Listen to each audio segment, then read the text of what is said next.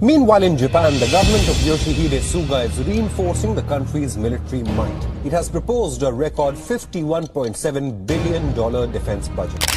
Now, Japan has unveiled plans for its biggest military build-up since World War II. Japan unveiled a new national security strategy today, along with details of its biggest military build-up since World War II.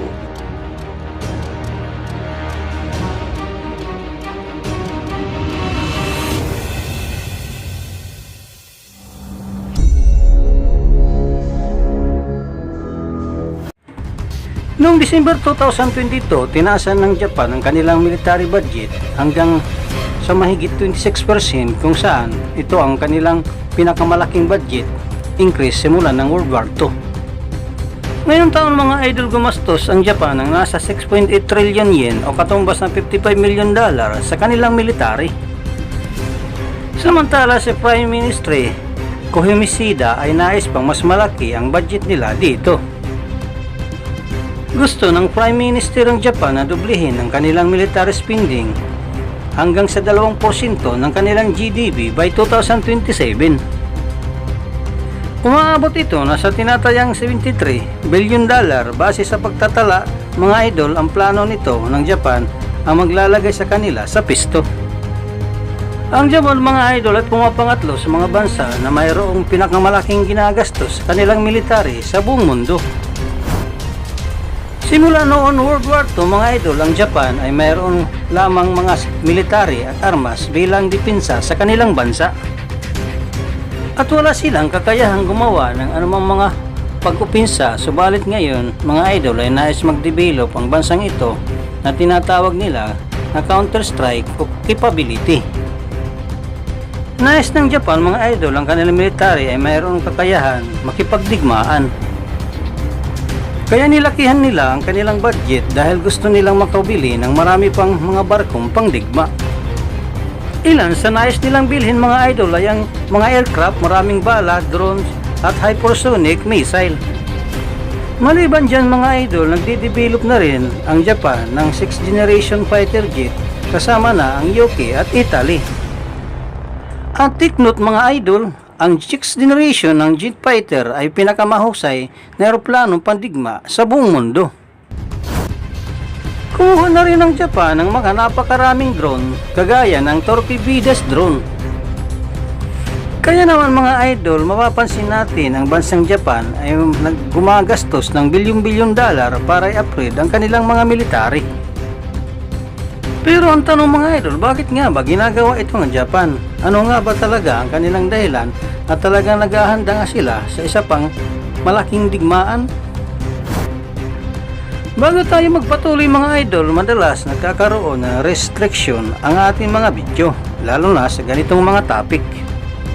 Kaya napakahalaga po ang pagbibigay ninyo ng like sa ating napapanood na video. Ang Japan mga idol ay masyado na pag-iwanan ng mga karatig nitong bansa pagdating sa pagpapalakas ng military. Kagaya mga idol ng Russia, North Korea at China. Nang sinalakay ng Russia ang Ukraine, medyo nakaroon ng pangamba ang Japan. Maliban kasi sa kapitbahay lang ang Russia at Ukraine, malapit din ang Japan sa Russia at mayroon din isla na pinagtatalunan ng dalawang bansang ito.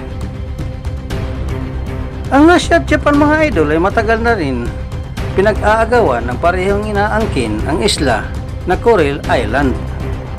Mayroon nangyayaring konflik sa pagitan ng dalawang bansa sa mga islang ito. Subalit noong nakaraang taon, lumamig din ang sitwasyon dito. Sa kasalukuyan, wala na nangyayaring hindi pagkakaunawaan ng Russia at Japan. Samantala mga idol, ang digmaan sa Ukraine ay umabot na sa mahigit isang taon. Kaya isang pagkakamali ng Russia kung gagawa pa ito ng isa pang gera laban sa Japan. Kaya naman mga idol, wala nang nakikitang malaking pagkabahala ang Japan sa Russia.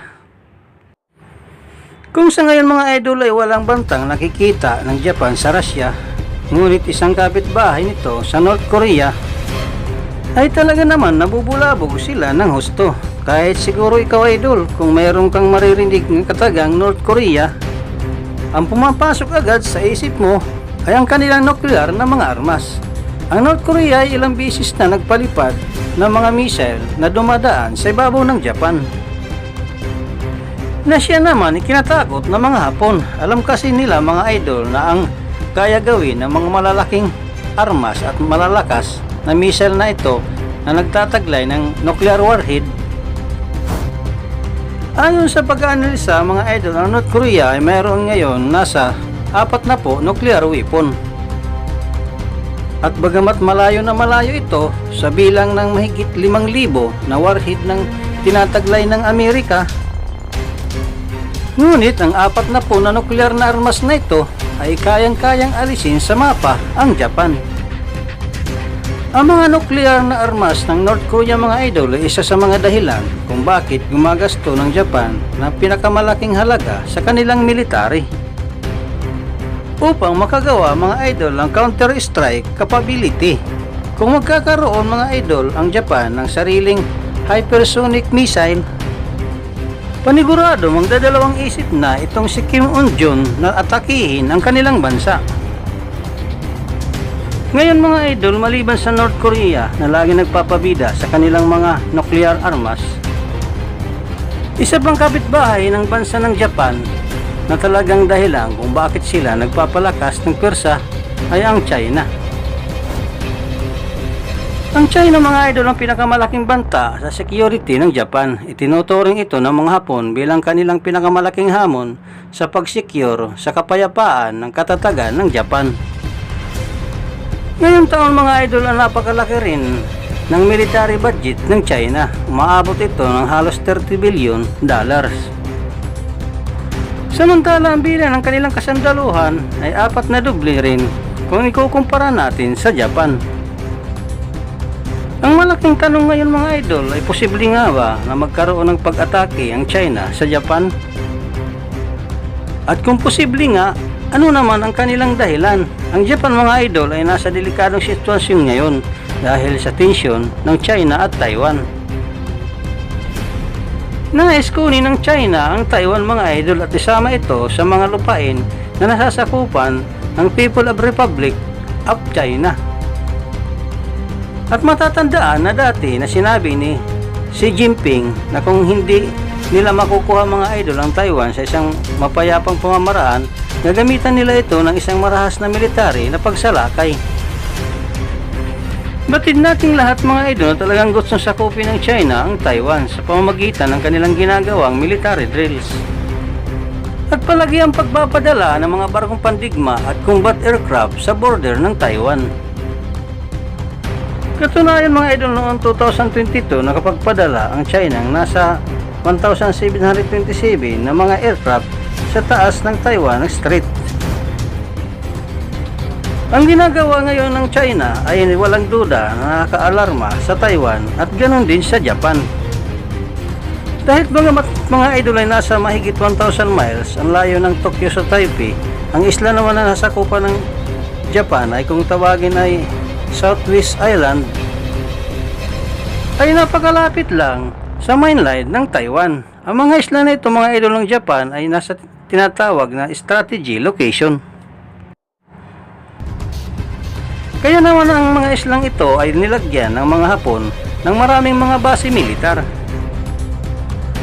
At bilang kalyado mga idol ng Japan, nagtayo rin ng US ng 32 mga base militar sa mga islang ito. Ito ay ang Okinawa Island. Ngayon mga idol ang Amerika ay una nang nangako kung sakaling magkakaroon ng hindi pagkakaunawaan ng China at Taiwan, hindi sila magdadalawang isip na makialam at tulungan depensahan ang Taiwan laban sa China. Kung magkataon mga idol kung talagang magkagulo ang China at Taiwan, darating ng oras magbibigay ng suporta ang Amerika at tuluyan na ito magiging involved sa bakbakan. 100% madadamay mga idol ang Japan dahil magiging napakahalaga sa US military ang mga base military nasa isla ng bansa na malapit sa Taiwan. At bilang kalyado mga idol ang US, hindi rin magdadalawang isip ang Japan na bigyan ng suporta ang Amerika. Kaya naman mga idol ang isla ng Okinawa ay malaking tsansa na magiging krusal ng posibleng digmaan. Walang duda mga idol kung alam din ng China kung sasalakayin nila ang Taiwan, kinakailangan din nila maging alerto kontra sa atake ng US na nagmula sa Japan. Kaya naman sa madaling salita, sabit talaga ang Japan sa gulo ng China at Taiwan. At yan idol ang malaking dahilan kung bakit masinsinang pinaghahanda ng Japan ang pagkakaroon ng isa na namang digmaan. Gumagastos sila ng napakalaking halaga para sa kanilang military upang mapigilan ng China sa posibleng pag-atake sa kanilang mga base sa South Sea Island. Nais ng Japan mga idol depensahan ng kanilang mga nasasakupang isla upang magawa nila ito, kinakailangan nila ng mga counter-strike sa China. Samantala ang China naman ay kapag malaman nila na may kapasidad na ang Japan na lumaban sa kanila, malamang sa malamang iiwasan na rin itong idamay ang Japan sa gulo nila sa Taiwan. Ikaw idol, anong masasabi mo sa topic na ito? Para sa inyong opinion, i-comment mo na yan sa ating comment section sa ibaba. At kung nagustuhan mo naman ang video ito, paiwan naman ako ng like at pasubscribe na rin sa ating munting channel. Maraming salamat po sa inyong panonood. Saan man kayo naroon, lagi mag-ingat. God bless. Bye bye.